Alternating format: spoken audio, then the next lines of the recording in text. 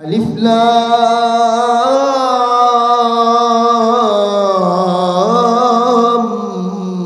মিম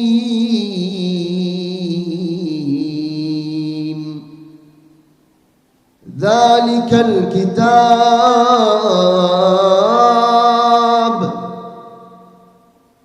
যালিকাল কিতাব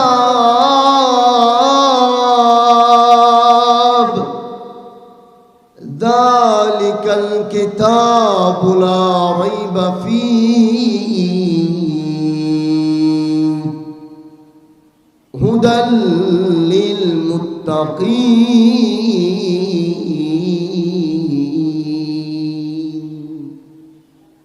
আমি কোরআনের পাতাটা ঘুরাইলে প্রথমে দেখি সূরা বাকারা। এবার আমি পড়তে গিয়ে শুরু করলাম আলিফ লাম মিম। এবার আমি জানতে চাই আলিফের অর্থ কি, লামের অর্থ কি, মিমের অর্থ কি। দোস্ত এবার উলামায়ে কেরাম বলে, এবার তাফসীরের কিতাবের মুফাসসিরে কেরাম বলে আলিফের অর্থ কি আমি জানি না। আলিফের অর্থ কি কে ভালো জানে বলেন? আওয়াজ করে বলেন, কে ভালো জানে? আলিফের অর্থ আমার রব, আমার রহমান, আমার আল্লাহ। ও বন্ধু, আমার মালিক আলিফের অর্থ ভালো জানে। এবার তুমি লামের অর্থ খুঁজো, এবার লামের অর্থ তুমি পাও না। এবার বলো তো লামের অর্থ কে ভালো জানে? এবার বলো তুমি। আবার বললা আলিফ লাম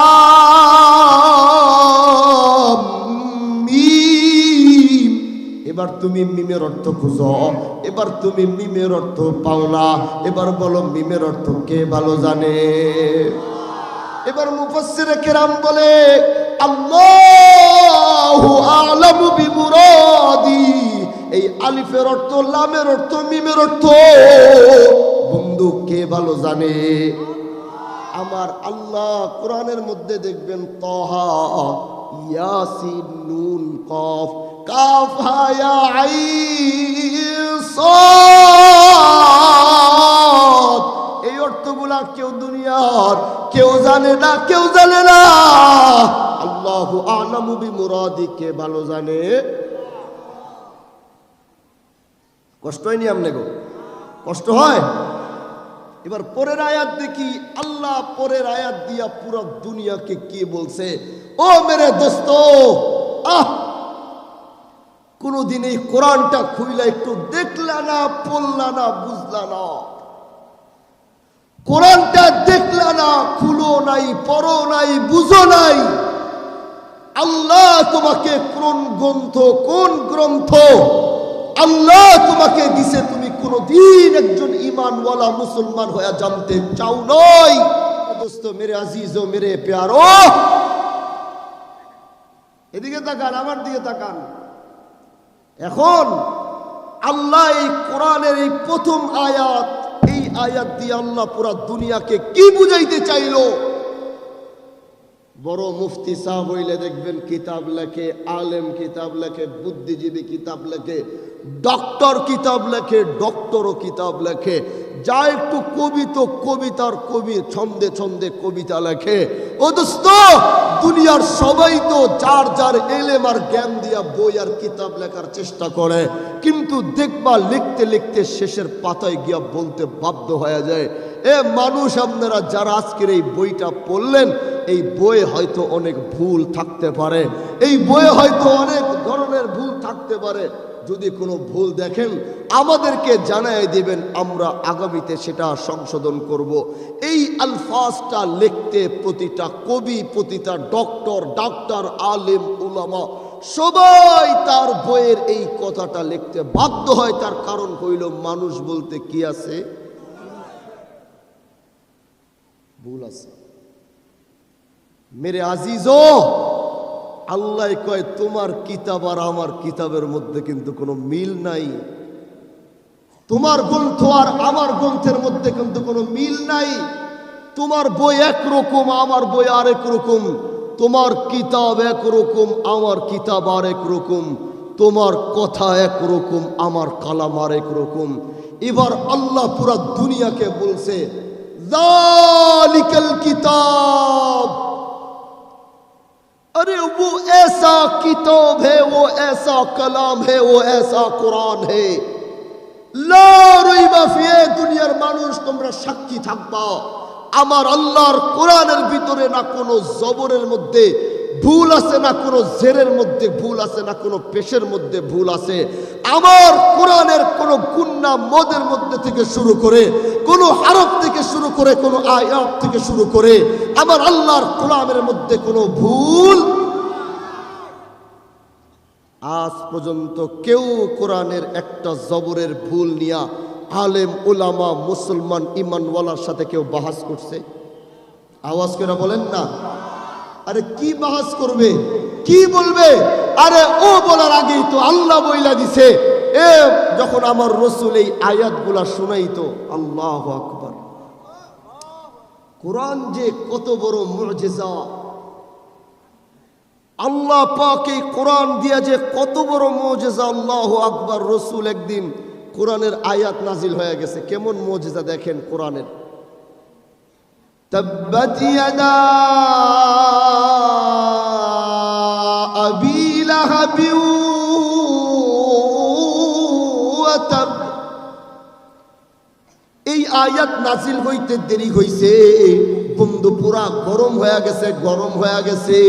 এ মুহাম্মদ, আবু লাহাবের নামে কি বলে দেখো, আবু লাহাবের নামে কি বলে। এবার রসুলের চাচি উম্মে জামিলা এবার রসুলকে মারার জন্য বের হয়ে গেছে। এবার আল্লাহর রসুলকে শুধু খুঁজে আর খুঁজে, রসুল কই, মুহাম্মদ কই, মুহাম্মদ কই।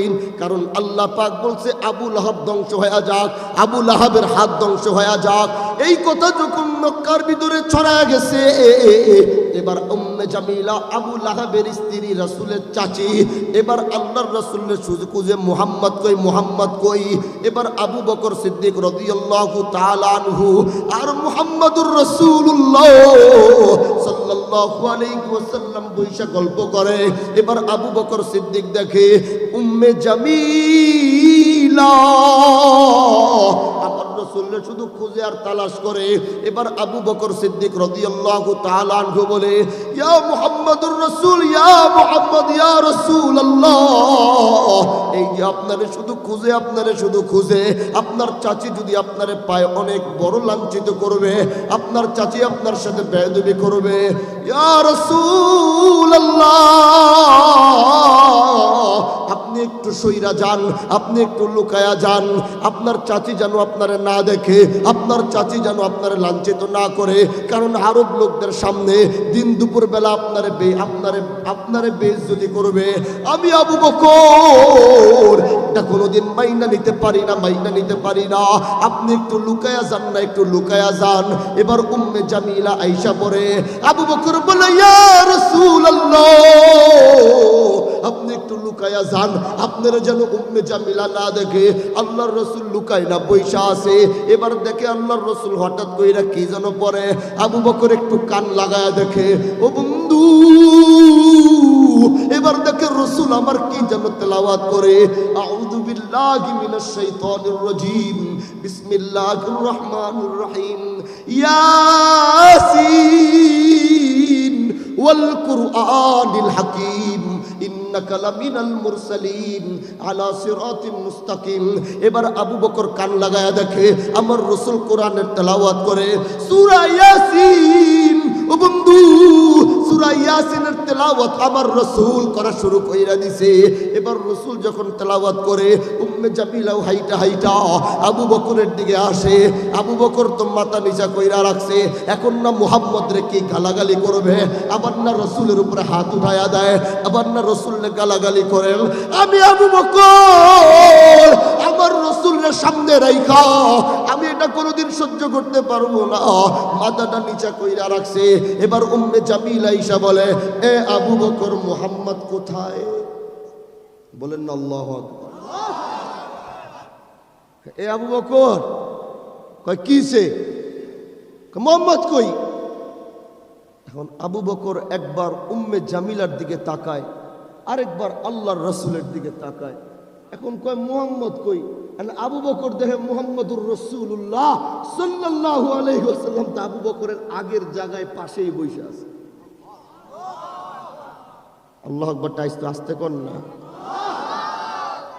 আরো বেশি জোরে করে এলেছেন না, একটু আস্তে কোন দোস্ত। এখন এই আবু বকর কও মুহাম্মদ কই? আবু বকর কি ব্যাপার? তাহলে উম্মে জামিলা কি আল্লাহ রাসূল কি দেহে না? তাইলে এমন দেহে যে আসলেও খালি আবু বকরের দিকে তাকায়, আল্লাহর রাসূলের দিকে তাকায় না। কোরআনের মুজিজা দেখো, রাসূল আমার তেলাওয়াত শুরু করছে কি ইয়াসিন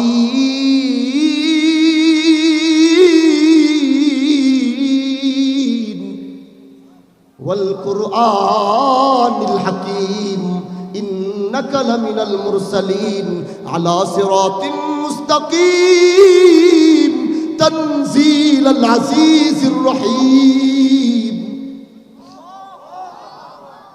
এবার একবার আবু বকর আল্লাহর রাসূলের দিকে তাকায়, একবার উম্মে জামিলার দিকে তাকায়।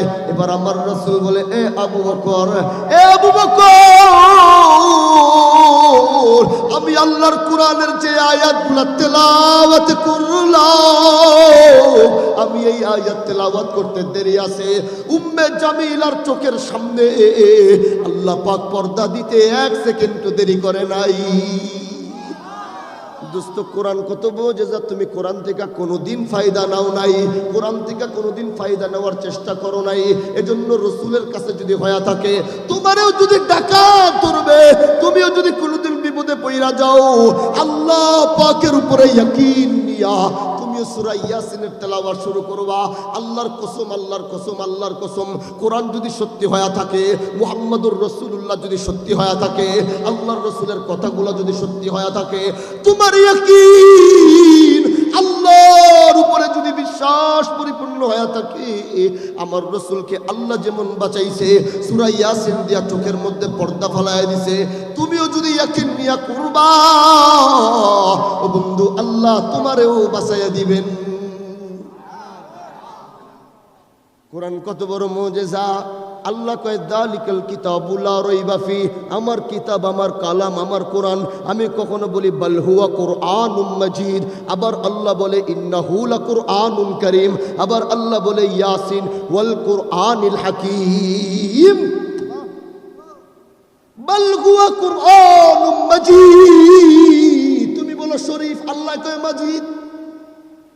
তুমি বলো কুরআন শরীফ, আল্লাহ কয় ইন্নাহু লাকুরআনুন কারীম। তুমি বলো শরীফ, আল্লাহ কয় কারীম। ইয়াসিন ওয়াল কুরআনিল, আওয়াজ কইরা বলেন ইয়াসিন ওয়াল কুরআনিল। ও বন্ধু, কোরআন হইল দুনিয়ার সবচেয়ে বড় মুজিজা। দেখবা এখন তুমি কোরআন পড়তে যাইবা, কোনো মানুষ আয়া কইব, এ ভাই কোরআন কেন পড়ো? তুমি তো কোনো কোরআনের কিছু বুঝোই না, তো না বুঝা পড়লে কি লাভ? কোরআন না বুঝা পড়লে তো কোনো সওয়াব আছে নি? আছে। আমনে পড়তে যাইবেন, আপনারা সবাই আয়া কইব কি, এই ভাই আপনি গ্রামের মানুষ, কোরআন বুঝেন না, কিছু না, কি কোরআন পড়েন? এমনি বললে কোনো সওয়াব আসেনি। আপনি যখন পড়তে চাইবেন, শয়তান রূপে কিছু মুনাফিক আপনার সামনে আইব, কিছু বদমাইশ আপনার সামনে আইব, ওটি আবার নিজের মাঝে মাঝে আলে হাদিস, এরাই সব হাদিস বুঝে। ভাই আমরা সারা জীবন তো কিছুই বুঝলাম না, সব এরাই বুঝে। এবারত পড়তে দিলে এবারত পড়তে পারবো না, কিন্তু বুখারী শরীফের বাংলা খণ্ড পুরা মুখস্থ, মুসলিম শরীফের বাংলা খণ্ড পুরা মুখস্থ, কিন্তু এবারত পড়তে কইবেন, এবারত সারা মিলাও পড়তে পারবো। কিন্তু আপনি কোরআন পড়তে চাইবেন, আপনার ফতোয়া দিব, ভাই তুমি না বুঝা পড়লে, কোরআন না বুঝা পড়লে কোনো সওয়াব। গ্রামের মানুষ আপনারা সরল সোজা, আবার অত সরল সোজাও না, আগে আসছিলেন, এখন আর নাই। গ্রামের মানুষ এক সময় অনেক সরল সোজা ছিল, এরা হালাল খাইতো, হালাল রুজি কামাই করতো, হালাল ইনকাম করতো, 4টা ভাত খাইতো তো হালাল খাইতো। কিন্তু আগে মনে করতাম ঢাকা শহরের মানুষ খালি সুদ খায়, এখন আয়া দেখি যেই গ্রামের মানুষেরা হালাল রুজি করার জন্য ক্ষেতের ভিতরে সকাল থেকে রাত কাটাইয়া দিছে, সকাল থেকে রাত ঘামের ঘাম ঝরাইয়া দিছে, ঘামের সাগর বহাইয়া দিছে। আজ ওই গ্রামের মানুষগুলাও সুদের কারবারের সাথে জড়াই গেছে। আপনাদের এলাকায় আইছে না? গ্রামীণ বাংলা, সূর্য, বুড়ো বাংলা, বেরাক, আর কত কি। আমার একজন কয়, হুজুর আমি আর মুয়াজ্জিন সাহেব বাদে এলাকার কেউ বাকি নাই এই সুদের কারবার ছাড়া। আমি আর মুয়াজ্জিন সাহেবই আছি, আলহামদুলিল্লাহ, আমরা অন্যদিকে যাই নাই। আমি আর মুয়াজ্জিন ছাড়া এলাকার কেউ বাকি নাই, কেউ বাকি নেই। এখন আমনেরা কন, আমনেরা জিগান, আপনি আগে 1 বিঘা 10 কাঠা জমি, 10 কাঠা জমি, আপনি 10 কাঠা জমি দিয়ে আপনি খুশি আছিলেন। এখন বেরাক আপনার লোক দিছে, এই 10 কাঠা জমি কেন, তুই আমার থেকে আরো 1 লাখ ছিল। বেরাক গ্রামীণ বুড়ো বাংলা ঈর্ষা, এরা তোমাকে লোভ দিয়া, টাকা দিয়া, সুদের কারবারের সাথে জড়ায়া তোমার এমন হারাম খাওয়াই দিছে। মনে রাখবা, সুদখোরের দোয়া আল্লাহর আরশে গিয়া কবুল হয়।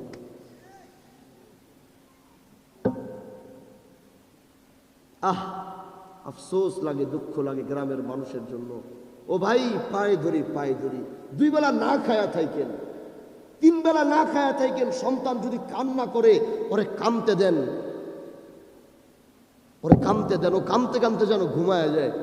তাও ওর এই 2 ঠোঁটের মাঝখান দিয়ে ওর ভিতরে হারাম ঢুকাইয়া দিয়েন না, সুদ ঢুকাইয়া দিয়েন না। এই নিষ্পাপ বাচ্চাগুলার রক্তের ভিতরে সুদ ঢুকাইয়া দিয়েন না ভাই, দিয়েন না।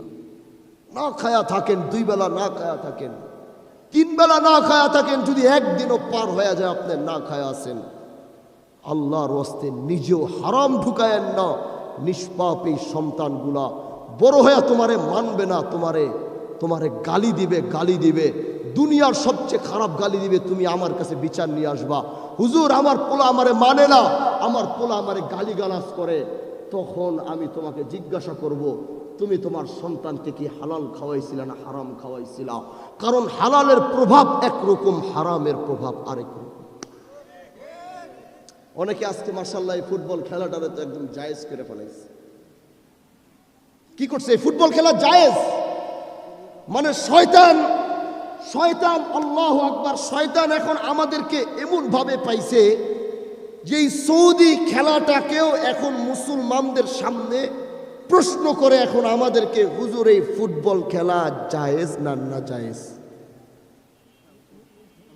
এই প্রশ্ন করছে নাকি? আগের কালের মানুষে প্রশ্ন করছে? আগের কালের মানুষ কোনোদিন আমাদেরকে প্রশ্ন করে নাই। আজ এই ইয়াং জেনারেশনের সুপার স্টারেরা ওরা আমাদেরকে জিজ্ঞাসা করে, ও আমাদেরকে ওরা প্রশ্ন করে, হুজুর এই ফুটবল বিশ্বকাপ এটা কি জায়েজ না না জায়েজ? এটা কি হারাম না এটা আমাদের দেখা আমাদের জন্য হালাল? কি এটা কি আমাদেরকে প্রশ্ন করে। ও যুবক, একটা কথা মনে রাখিস, আল্লাহ যেটাকে হারাম করছে, আল্লাহ যেটাকে নাজায়েজ করছে, আল্লাহ যেটাকে মানা করছে, তুমি কোরআন আইনা, হাদিস আইনা, সৌদি রাষ্ট্রকে তুমি সবার সামনে তুলে দিও, মিডল ইস্ট আরব দেশগুলোকে একত্রিত করবার পরেও আল্লাহ যেটাকে নাজায়েজ করছে তুমি এটাকে জায়েজ করতে পারবা না। তুমি ভালোবাসো নেইমারকে। ইয়াং জেনারেশন, তোমাদের জন্য বলি, তোমার ভালোবাসার পাত্র হইল মেসি, তোমার ভালোবাসার পাত্র হইল নেইমার, তোমার ভালোবাসার পাত্র হইল রোনাল্ডো, তোমার ভালোবাসার পাত্র হইল ওই সমস্ত ব্যক্তি যারা কোরআন কি কোনোদিন বিশ্বাস করে নাই, যারা দিন কি কোনোদিন বিশ্বাস করে নাই, যারা ইসলামকে কোনোদিন বিশ্বাস করে নাই, যাদের গায়ের ভিতরে দাজ্জালের ট্যাটু লাগানো আছে, যারা দাজ্জালের বাহবাব, যারা দাজ্জালের আশার অঙ্গীকার তোমাদেরকে শোনায় দিচ্ছে, যারা কোনোদিন মুসলমানদের কল্যাণ চায় নাই, যারা অর্থ দিয়ে যারা এত টাকা কামায়, সারা পৃথিবীর সবচেয়ে বড় কোটিপতি খেলোয়াড়রা হইল এই সমস্ত ফুটবল খেলোয়াড়, যারা কেউ ইহুদি, কেউ খ্রিস্টান, কেউ নাসারা, তারা এই সমস্ত অর্থগুলো দিয়ে মুসলমানদের জন্য বিনিয়োগ করতেছে। কিসের বিনিয়োগ? এই অস্ত্র বানা, বোম বানা, তৈয়ার কর। তারা সমস্ত চ্যারিটি না দিয়া তারা মুসলমানদের বিপক্ষে লড়বার জন্য অস্ত্রের কারখানা বানাইতেছে, যেগুলো দিয়ে তোমাকে আমাকে কয়েকদিন পরে শেষ করে দেওয়া। তুমি ভালোবাসো নেইমারকে, যে নেইমার আল্লাহকে অস্বীকার করে। তুমি ভালোবাসো সেই মেসিকে, যেই মেসি আমার আল্লাহকে অস্বীকার করে, যেই মেসি আমার দিনকে অস্বীকার করে, যেই মেসি আমার মুহাম্মদুর রাসূলুল্লাহকে অস্বীকার করে, যারা আল্লাহর কোরআনকে কোনোদিন বিশ্বাস করে নেই। তুমি একজন ঈমানওয়ালা হয়ে তুমি তাকে ভালোবাসো, হাসির ঠেলায় করো আর মজার ঠেলায় করো আর ফাইজলামি কইরা কইরো। ওমান তাশাব্বাহা বিকওমিন ফাহুয়া মিনহুম। আল্লাহর রাসূলের এই হাদিস যদি সত্যি হয়ে থাকে, মনে রেখো কিয়ামতের মাঠে আল্লাহ তোমাকে মেসির সাথে দাঁড় করাবে। তুমি যদি মেসিকে ভালোবাসা থাকো, মনে রেখো মেসির সাথে তোমার কিয়ামতে আল্লাহ দাঁড় করাবে। তুমি যদি নেইমারকে ভালোবাসো, নেইমারের সাথে আল্লাহ তোমাকে কিয়ামতের মাঠে দাঁড় করাবে। তুমি যদি রোনাল্ডোকে ভালোবাসো, কিয়ামতের মাঠে আল্লাহ তোমাকে তার সাথে দাঁড় করাবে। এবার নিজেকে প্রশ্ন করো, ওদের সাথে দাঁড়াইলে তোমার ফায়সালা কি? ও যুবক, এই খেলা নিয়ে আজ মারামারি হয়ে কয়েকদিন আগে আমি চাঁদপুরের দিন ওয়াজে গেছি, ওই এলাকার একটা ছেলে মারা গেছে। এটা হলো শয়তানের এক বিশাল কৌশল। আমার দেশের যুবকদের বিশ্বাসটা এই ইহুদির উপরে নেওয়া, খ্রিস্টানদের উপরে নেওয়া। এরা গায়রিল মাগদুবি আলাইহিম ওয়ালাদ-দাল্লিন, এরা কোনদিন না আমাদের বন্ধু হতে পারে না। কোনদিন ইহুদি নাসারা মুসলমানদের বন্ধু ছিল না। কিয়ামত পর্যন্ত আল্লাহ বলছে এরা তোমাদের কোনদিন বন্ধু হইতে পারে না। ও যুবক, তুই কাকে ভালোবাসোস? তুই কার জন্য পাগল, কার জন্য গলা ফাটায় দেস? তুই একজন ইমানদার, মনে রাখিস তুই একজন ইমানদার। ফুটবল খেলা সৌদি আমার দলিল হইতে পারে না। আজ সৌদি খেলছে দেখে আমরা মনে করতেছি খেলা জায়েজ হয়ে গেছে। কাতারে বিশ্বকাপ হইতেছে, আমরা মনে করতেছি বিশ্বকাপ খেলা জায়েজ হয়ে গেছে। ও দোস্ত, মনে রাখবা, মনে রাখবা, ইসলাম যে খেলাগুলোকে জায়েজ করছে, এই ছাড়া যত খেলা আছে সবগুলো নাজায়েজ, এগুলো দেখা জায়েজ নেই। যেই বিশ্বকাপের মঞ্চের ভিতরে, গ্যালারির ভিতরে, স্টেডিয়ামের ভিতরে নারী পুরুষ উভয় একত্রিতভাবে বেহায়াভাবে একত্রিতভাবে বৈশা যেই মাঠের মধ্যে খেলা হয়, যেই মাঠের মধ্যে জুয়ার আসর বসে, প্রতিটা গোলের ভিতরে যে জুয়ার টাকা লাগানো হয়, কোনোদিন এই খেলা জায়েজ হইতে পারে না মুসলমানদের জন্য। শয়তান কৌশলে তোমাকে ধইরা ফেলছে। আল্লাহ তোমাদেরকে ফুটবল খেলা দিয়া যেন তোমাদের ঈমান হারা না কইরা দেয়। আর তোমার জীবনের শেষ মুহাব্বতটা যেন মেসিকে ভালো না বাইসা যেন তোমার মরণ, এইভাবে যেন তোমার মৃত্যু না হয়। জীবনের শেষ ভালোবাসাটা নেইমারকে ভালোবাসা যেন তোমার মৃত্যু না হয়। মুসলমানের প্রতিটা যুবক, প্রতিটা মুসলমানদের মৃত্যু যেন শেষ ভালোবাসা, শেষ মুহাব্বত আল্লাহ তার রাসূল নিয়ে যেন হয়। বলেন আমিন। আমি যেই কথার মধ্যে ছিলাম, আমি তো আমার কথা থেকে অনেক দূরে চলে গেছি কথাগুলো বলতে গিয়ে। মেরে আজিজ, যেই কথা আমি বলতেছিলাম, যে কোরআনের কথা বলতেছি, আল্লাহ পাক বলে সারা দুনিয়া সব কিছু কইরা ফেলছে, কোনো কিছু বাকি নাই। বড় বড় দালান হয়ে গেছে, বড় বড় বাড়ি হয়ে গেছে, বড় বড় গাড়ি হয়ে গেছে, সব কিছু হয়ে গেছে। বুলজাল আরব, বুলজাল খালিফার মতো বড় বড় বিল্ডিং হয়েছে, 5 স্টার হোটেল হয়েছে, ভালো ভালো জাহাজ হয়েছে। দুনিয়ার কোনো কিছু বাকি নাই যে আপডেট হয় নাই। কেন? মুশরিকেরা, তোরা যে বললি এটা রসুলের মুখের বাণী, জাদু, এটা রসুলের বানানো, তাহলে ঠিক আছে, দেখি তোরাও নিয়ে আনতে পারোস। আন আমার কোরআনের মতো। আগের জামানার নিয়ম ছিল কি জানেন? বাইতুল্লাহর ভিতরে আরবের সাহিত্যরা ওই জায়গায় থাকতো। আরবের সাহিত্যদের কাজ ছিল, যার আরবি সাহিত্য যত বেশি ভালো হবে তারটা নিয়ে কই লাগাবে। আমি আমার কথার পরে হাদিসটার ভিতরে আসতেছে, এই কথাটা বইলা খুব খেয়াল করে শুনেন। আরবের নিয়ম ছিল, যার আরবি যত সাহিত্য হবে তারটা বাইতুল্লাহ নিয়ে লাগাবে। এবার একজন বাইতুল্লাহ লাগাইছে, আরেকজন এসে দেখলো ওর চেয়ে ভালো আমি লিখছি, ওরটা নামাই দিছি। আল্লাহর কোরআন নাজিল হয়ে গেছে, কোরআনের আয়াতগুলা নাজিল হয়ে গেছে। ইন্না আতাইনাকাল কাউসার ফাসাল্লি লিরাব্বিকা ওয়ানহার ইন্না শানিআকা হুয়াল আবতার। এবার আমার রাসূল একটা কাগজের মধ্যে এই আয়াতটা লেখা আমার রাসূল নিয়ে বাইতুল্লাহর ভিতরে লাগায়া দিছে। দোস্ত, কোরআন কত বড় মুজিজা দেখো। এবার আরবের সাহিত্যরা বন্ধু। এবার আল্লাহ রসুলের এই আয়াতটা খুইলা নামাইতে চায়, এবার নামাইতে গিয়া দেখে হায় হায়, ইন্না আতাইনাকাল কাউসার ফাসাল্লি লিরাব্বিকা ওয়ানহার ইন্না শানিয়াকা হুয়াল আবতার। এই আয়াতের উপরে তো আরবি কোনো সাহিত্য হয় না, দেইখা পালায়া যায়। আরেকজন আসে দেইখা নামাইতে গিয়া পালায়া যায়, আরেকজন আসে দেইখা নামাইতে গিয়া পালায়া যায়। কারণ কোরআনের উপরে কোনো সাহিত্য আসেনি, বলেন না আছে? অথচ কোরআনের উপরে কোনো সাহিত্য নাই। এজন্য তোমার অনেকে আইসা বলবে ভাই কোরআন পড়লে কোনো লাভ নাই, কোনো না বুঝা পড়লে কোনো সওয়াব নাই। এবার আমার রসুলের হাদিসের দিকে তাকাই, আমার রসুল এবার কি বলে? মান করা হারফাম মিন কিতাব, মান করা হারফাম মিন কিতাবিল্লাহ ফালাহু হাসানা ওয়াল হাসানাতু বিআশরি আমসালিহা। আমার রসুল বলে আল্লাহর কোরআন থেকে তুমি যদি মাত্র বলো, আমার রসুল বলতে গিয়া বলে মনে করো আলিফ লাম মিম, এই আলিফ লাম মিম এক হরফ নাকি একটা হরফ নাকি একটা হরফ। এবার তুমি যদি মনে করো পড়লা আলিফ কয় নাকি বিআশরি আমসালিহা, আল্লাহর রসুল বলে তোমার এক একটা নেকি এক একটা হরফের মধ্যে আল্লাহ পাক তোমাকে 10 নেকি কইরা দিবেন। কয় নেকি? আওয়াজ করে বলেন কয় নেকি? আমার রসুল এই হাদিস বলতে গিয়া বলে তুমি মনে করলা আলিফ লাম মিম, এবার তুমি বললা আলিফ তো কয় নেকি পাইলা? আওয়াজ করে বলেন কয় নেকি? তুমি এবার বললা আলিফ লাম, কয় নেকি পাইলা? এবার তুমি বললা আলিফ লাম মিম, কয় নেকি? অথচ তুমি কোরআনের এক একটা হরফ বন্ধু, এক একটা হরফ তুমি পড়বা। আল্লাহর রাসূলের হাদিস যদি সত্যি হয়ে থাকে, রাসূলের কথাগুলো যদি সত্যি হয়ে থাকে, তাহলে কোরআনের এক একটা হরফ পড়লে কয় নাকি? এবার বলেন কেউ যদি আইসা বলে ভাই কোরআন না বুঝা পড়লে কোনো সওয়াব নাই, ওর কথা শুনবেন না কোরআন পড়বেন? আওয়াজ করে বলেন ওর কথা শুনবেন না কোরআন পড়বেন? জুতাটা খুইলা আস্তে করে কাঁচা পট্টির নিচে একটা মাইরা দিবেন, বুঝছেন নি?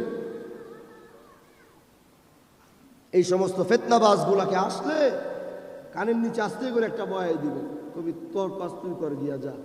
আমি শুনছি হুজুর হাদিস কয়ে গেছে, আল্লাহর রসুল বলছে, হুজুর বলে নাই। হুজুর নকল কইরা রসুলের কথা শুনাইছে। আলিফ লাম মিম বিআশরি আমসালিহা, আল্লাহর রসুল বলছে কোরআনের যদি একটা হরফ মুখ দিয়া নুন শব্দ বাইর হয়ে গেছে, কফ শব্দ বাইর হয়ে গেছে, সাথে সাথে কয় নাকি আল্লাহ দিবেন। মানতে রাজি আছেন তো ইনশাআল্লাহ? কে কে কোরআন পড়তে রাজি আছেন ইনশাআল্লাহ? দোস্ত নিজে পড়লে হবে না, সন্তানকে পড়াইতে হবে, সন্তানকে শিখাইতে হবে। এই যে মাদ্রাসা, আল্লাহু আকবার, এই মাদ্রাসায় কি হয়? এই মাদ্রাসায় কোরআন শেখানো হয়। আল্লাহর কসম খায়া কই, আজ যদি এই মাদ্রাসাগুলা না থাকতো, ঈমানও থাকতো না। অনেক বুদ্ধিজীবীরা কি বলে জানেন? কয় বাংলাদেশে বলে ব্যাঙের মতো মাদ্রাসা হইছে, গালি দিয়া বলে, ভেঙ্গায়া বলে। কয় বাংলাদেশে ব্যাঙের মতো মাদ্রাসা, ব্যাঙের ছাতার মতো মাদ্রাসা গজাইছে। আমি ওই বুদ্ধিজীবীদেরকে স্পষ্ট বলতে চাই, ও যুবক, তুইও আমার সাথে ঐক্যবদ্ধ হয়া তুইও আমার কথার সাথে কথা মিলা এটা বলতে বাধ্য হবি। এ বুদ্ধিজীবীরা, তোরা কি করস কি করবি আমরা জানি না, ব্যাঙের ছাতার মতো মাদ্রাসা আছে, থাকবে। মাদ্রাসা থাকবে তো ইমাম থাকবে, বলো ঠিক কিনা? যদি কেউ ওই মাদ্রাসার দিকে বুড়া নজর দেয়, বুড়া আঙ্গুল দেয়, মুসলমানরা ওই আঙ্গুলটার আঙ্গুলের জায়গায় রাখবে না, ব্যাঙে চুরমার করে দিবে, বলো ঠিক কিনা? দোস্ত আমার, মাদ্রাসা আছে বইলা কি আছে? ইমান বাইচা আছে। ওই যে স্পেনে তাকাও, স্পেনে তো এক সময় আন্দোলসিয়ার ইতিহাস যারা পড়ছো, ইউরোপের ইতিহাস যারা পড়ছো, তারা জানো সেই ইউরোপে এক সময় মুসলমানদের প্রভাব ছিল। ওই মুসলমানরা ওই সময় পুরা ইউরোপটাকে শাসন করছে। আজ যে পশ্চিমাদের গালি দেই, এই পশ্চিমারা এক সময় মুসলমান দেশ ছিল, জাতি ছিল। কালিমার পতাকা প্রতিটা খাতায় খাতায়, প্রতিটা রাস্তায়, প্রতিটা বিল্ডিংয়ে আল্লাহু আকবরের আওয়াজে মুখরিত ছিল। আজ ওই স্পেন থেকে ইউরোপের দিকে তাকাইলে আমি কোনো মুসলমান খুঁজে পাই না। সাদা চামড়াওয়ালারা কেমন যেন সব বেঈমান হয়ে গেছে। এবার তোমাকে জিজ্ঞাসা করতে চাই, কেন হইল, কিভাবে হইল? জানোনি? তার একটাই কারণ, সেখানে সব কিছু হইছে, কিন্তু সেইখানে তারা তাদের নাসলদের জন্য মাদ্রাসা কইরা যায় নাই। মাদ্রাসা কইরা যায় নাই। এই মাদ্রাসা না কইরা যাওয়ার কারণে, একমাত্র এই মাদ্রাসা না কইরা যাওয়ার কারণে ইউরোপ থেকে ইসলাম হারায় গেছে। আর আমার ভারতবর্ষে টিকে আছে কেন? কারণ ওই ডালিম গাছের নিচের থেকে কে যেন স্বপ্ন দেখায়া দারুল উলুম দেওবন্দের একটা শাখা বানায় দিছিল। আল্লাহু আকবার, আকাবেরে উলামায়ে কেরাম, উলামায়ে দেওবন্দ, হাজী শরিয়াতুল্লাহ শাহজালাল শাহপুরান, তারা যেভাবে ইসলামের জন্য নিজের জীবনকে ব্যয় করছে, ঠিক সেভাবে মাদ্রাসা মক্তব করছে, যেখানে ইমান শিক্ষা দেওয়া হবে, ইমাম ধৈরা রাখার পদ্ধতি বোঝানো হবে। এই কারণে ভারতবর্ষ থেকে ইসলামকে কেউ বিতাড়িত করতে পারে নাই। এ দোস্ত, এই জন্য মাদ্রাসায় নজর রাখবেন, মাদ্রাসা মোহাব্বত করবেন, সন্তানাদিদেরকে মাদ্রাসায় পড়াইবেন। পারবেন তো ইনশাআল্লাহ?